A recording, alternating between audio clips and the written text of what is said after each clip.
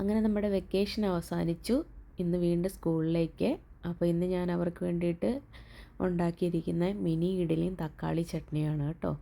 അപ്പോൾ അതുകൂട്ടൻ ഉച്ചയ്ക്ക് കഴിക്കാൻ വേണ്ടിയിട്ട് ഞാൻ ഇഡ്ഡലിയും തക്കാളി ചട്നിയും വെച്ച് കൊടുക്കുന്നുണ്ട്. കൂടെ 2 കാടമുട്ട പുഴുങ്ങിയതും.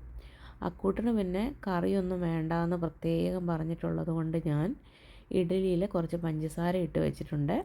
കൂടെ 2 കാടമുട്ടയും വെച്ചിട്ടുണ്ട്. പക്ഷേ ഇത് ഉച്ചയ്ക്ക് തിരിച്ച് അതേപടി എനിക്ക് കഴിക്കാൻ വേണ്ടി ആൾ തിരിച്ചു കൊണ്ട് തരുമെന്ന് എനിക്കറിയാം. എങ്കിലും നമ്മൾ കൊടുത്തു വിടുകയാണ്. അപ്പോൾ അത് സെറ്റായിട്ടുണ്ട്. അവന് രാവിലെ കഴിക്കാനാണ് ഇത് കൊടുക്കുന്നത്. അപ്പോൾ മുട്ടയും ഇഡ്ഡലിയും വെച്ചു. പിന്നെ അതിൻ്റെ കൂടെ ഓരോ ഫോർക്ക് കുത്തി വെച്ചിട്ടുണ്ട്. പിന്നെ അതുകൊണ്ട് രാവിലെ കഴിക്കാൻ വേണ്ടി ബ്രെഡ് സാൻഡ്വിച്ച് ആക്കി എടുത്തു. സ്ട്രോബെറി അക്കൂട്ടിന് ഫ്രൂട്ട്സ് ബ്രേക്കിന് കഴിക്കാൻ വേണ്ടി സ്ട്രോബെറി തന്നെയാണ് കൊടുത്തു വിടുന്നത്. അപ്പം അവരുടെ ഇന്നത്തെ ലഞ്ചും ബ്രേക്ക്ഫാസ്റ്റും റെഡിയായി. പിന്നെ സന്തോഷേട്ടന് 2 ദോശ ഉണ്ടാക്കി തക്കാളി ചട്നിയുടെ കൂടെ കൊടുത്തു കേട്ടോ.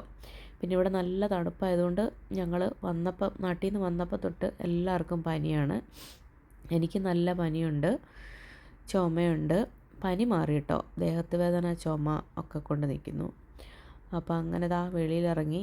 6:30 പക്ഷെ എന്നിട്ടും വെട്ടമൊന്നുമില്ല, നല്ല തണുപ്പും ഇരുട്ടും കാറ്റും ഒക്കെ ഉണ്ട്.